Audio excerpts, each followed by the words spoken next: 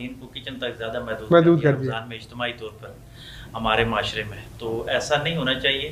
لیکن ان کے لیے اعزاز کی بات بھی ہے کہ رب نے اپنی صفت ان کو دی ہے کہ رب کا مطلب ہے پالنے والا، اور ماں بھی پال رہی ہوتی ہے. واہ واہ واہ. تو وہ صرف اپنے بچوں کو نہیں پال رہی ہوتی بلکہ پورے جو خاندان ہے اس کو پرورش کر رہی ہوتی ہے. تو آپ اگر مشرقی روایتی عورت کو دیکھیں تو ایک کنسپٹ پایا جاتا تھا کہ عورت خود سارا کچھ پکاتی تھی، اور جب تقسیم ہوتا ہے تو اس کی روح خوش ہو رہی ہوتی ہے. اللہ. خود کھائے نہ کھائے دوسروں کو کھاتا دیکھ کے خوش ہو رہی ہوتی ہے. یہ عورت کی ایک طرف عظمت بھی ہے. اس تناظر میں اگر دیکھا جائے کہ جن لوگوں نے عورتوں کی ساری ذمہ داریوں کو چھوڑ کر ان کو سڑکوں پہ لا کے عورت مارچ کے تناظر میں کھڑا میرا جسم میری مرضی. مشرق کی عورت کا یہ حسن ہے کہ وہ اگر حلال کا لقمہ اور ذکر کرتے ہوئے وہ پکا رہی ہے اور باوضو ہو کر پکا رہی ہے تو یقیناً اس کی نسل اور اس کا خاوند اور اس کے پکانے والے جو کھا کے پلیں گے تو ان کی عبادت میں علامت آ جائے گی، نورانیت آ جائے گی. لیکن دوسری طرف مرد کو بھی چاہیے کہ یہ دونوں ہاتھ ہولا رکھے، ان کے ساتھ کوآپریٹ کریں، تعاون کرے، کیونکہ انہوں نے بھی عبادات اور ریاضت کرنی ہے تو ان کے ساتھ. اچھا، کچھ لوگ یہ گلا کرتے ہیں کہ ہماری جاب جو ہے بڑی ٹف ہے. جی، ہمارے ساتھ بڑا جو ہے ہمارا بہت ظلم کرتا ہے. وہ کہتا ہے 8 گھنٹے 10 گھنٹے یہ ڈیوٹی کرو. ہم ڈیوٹی کرنے کے بعد اتنے ہم ویل نہیں ہوتے، بس ہم نماز پڑھ سکتے، عبادت نہیں کر سکتے.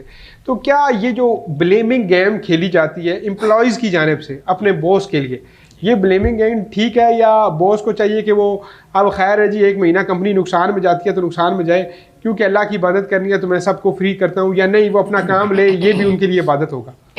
اگر وہ اپنا حلال کما رہا ہے تو وہ بھی تو عبادت کے تناظر میں ہے نا، کہ اگر نفل 70 گنا پہ چلے جاتے ہیں تو جو حلال کما رہا ہے وہ بھی تو اللہ کے نزدیک 70 گنا پہ چلا گیا ہے نا. تو اگر وہ اپنی کمپنی کے ساتھ انصاف کر رہا ہے، اپنی ڈیوٹیز صحیح طریقے کے ساتھ ادا کر رہا ہے تو یہ اس کے ثواب میں لکھا جائے گا. اور دوسری طرف اسلامی جمہوریہ پاکستان کا یہ حسن ہے کہ ہمارے ہاں تو تقریباً اشروں سے یہ روایت چلی آ رہی ہے کہ ہمارے جو آفس کے اوقات ہیں وہ رمضان میں تناظر کے ساتھ چینج ہو جاتے ہیں. اور پاکستان کے اندر جو دوسری کمپنیز ہیں جو غیر مسلم کمپنیاں کام کر رہی ہیں وہ بھی احترام رمضان میں اپنے جو ورکنگ آورز ہیں وہ چینج کر دیتے ہیں. تو ہمیں ریلیف مل رہا ہوتا ہے اجتماعی طور پر.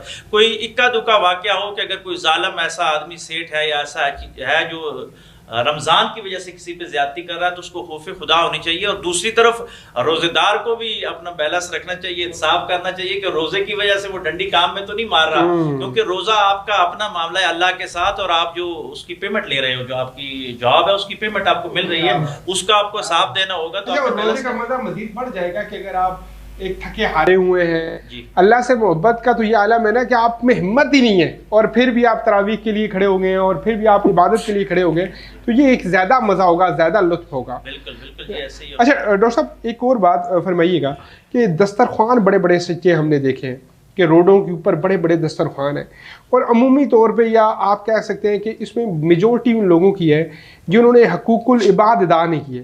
بہن کا پلاٹ کھایا ہوا ہے، بہن کا حق کھایا ہوا ہے، بھائی کا حق کھایا ہوا ہے، پرچے ان کے اوپر ہوئے ہیں، معاشرے کے وہ تقریباً بدنما چہرے ہیں، اور وہ چہرے جن کے بارے میں عمومی طور پہ یہ رائے ہے کہ یہ حقوق العباد ادا کرنے میں ٹھیک نہیں ہے.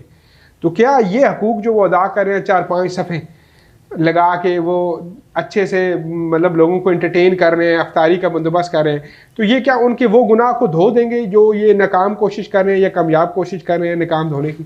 ایسے تو نہیں ہے. جس نے کسی کا حق مارا ہے تو اس کو اس کا حق کا جواب دینا ہوگا، اور یہ ہمارے معاشرے کی روایت پڑ گئی ہے، معذرت کے ساتھ مجھے کہنا پڑ رہا ہے.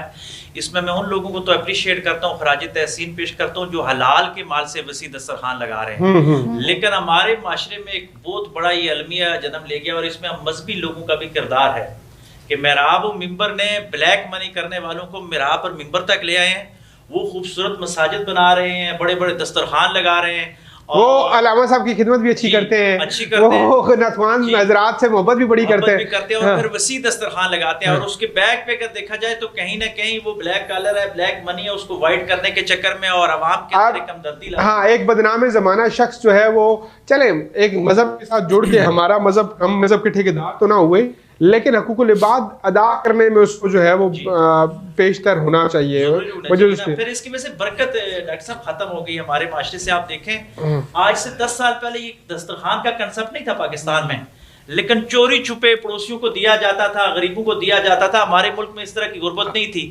دسترخوان آئے تو ہر بندہ رو بھی رہا. سفید پوشی جو ہے جو پہلے اس کو قائم و دائم رکھا جاتا تھا، اور لوگ سفید پوش ہونے میں ہی اپنی جو ہے عظمت اور رفعت سمجھتے تھے. اب یہ بھی عالم ہے کہ لوگ ہاتھ پھیلانے میں بھی جو ہے نا وہ بڑے ماہر ہو چکے ہیں, ان کو طریقہ واردات معلوم ہو چکا ہے. آپ پاکستانی ریلوے اڈوں پہ کھڑے ہو جائیں یا اڈوں پہ کھڑے ہو جائیں تو آپ کو رنگ برنگے لوگ اور رنگ برنگے مزاج ملیں گے. آپ یہی کسی گاڑی میں بیٹھے ہوں یا کسی کیفیٹیریا کے سامنے, ریسٹورنٹ کے سامنے, آپ کو مانگنے کے مختلف قسم کی ورائٹیز مل جاتی ہیں. آپ کا جملہ چوری کر رہا ہوں کہ حضور والا کعبے کے پاس جا کے حرم میں لوگ آ کے سناتے ہیں کہ وہاں پاکستانی جا کے بیٹھے ہیں جی کہ سب کچھ لٹ گیا ہے, مدد کریں, اور دوسرے دن پھر وہاں مل جاتے ہیں. وہاں جا کے بھی ایسا کام کرنا. تو مجھے ویسے اس مطلب لاجک کی سمجھ بھی نہیں آتی, اور یہ میں نے تو خود اپنی آنکھوں سے دیکھا بھی ہے, اور ہم پاکستانی اس حوالے سے بدنام بھی ہو چکے ہیں کہ ہم جو ہے مدینہ اور مکہ میں جا کے مانگتے ہیں. مجھے بتائیے کہ بطور کو اگر میں کہوں کہ مقصد رمضان کیا ہونا چاہیے, میاں صاحب آج کل ہمارے پرائم منسٹر ہیں میاں شہباز شریف صاحب, یا پھر ہمارے جو ایکس وائی لوگ ہیں, ان کو کیا میسج کنوے کرنا چاہیے عوام الناس تک کہ یار اس طرح کی جو رمضان ہے بڑا ایک اچھا مہینہ آ گیا, آئیں ہم مل کے کرپشن سے دور جاتے ہیں, ہم چوریوں سے دور جاتے ہیں. کیا ہمارا وہاں سے میسج آنا چاہیے جو ہماری حکومتیں ہیں, کیونکہ حکومت کا ممبر کا بڑا کردار ہے 24-25 کروڑ لوگوں کے اندر, تو کیا حکومت کو کیا میسج کنوے کرنا چاہیے؟ حکومت کو میسج سب سے بڑا تو یہ دینا چاہیے جی کہ خود ہی کا دینا چاہیے کہ اجتماعی طور پر بھکاری بن کے اپنی خوشیاں بیچ غریبی میں نام پیدا کر خود اعتمادی, اور دوسری طرف یہ کہ صبر اور برداشت کا مہینہ ہے تو حکومت کو یہ میسج دینا چاہیے کہ جو آپ کے مخالف نظریات والے ہیں ہمیں ان کو برداشت کا میسج دینا چاہیے. کم از کم اس رمضان میں یہ جسٹر ہونا چاہیے کہ ہم کسی کو معاف کرنے کی ایک روایت کام کر دیں کہ یار رمضان آ گیا اور میں فلاں بندے کو معاف کر رہا ہوں علانیہ طور پہ, اور دوسرا بھی اتنی جرت پیدا کرے کہ وہ بھی آگے کہے کہ میں معاف کر رہا ہوں, معافی سے ہی آگے بڑھ جاتا ہے.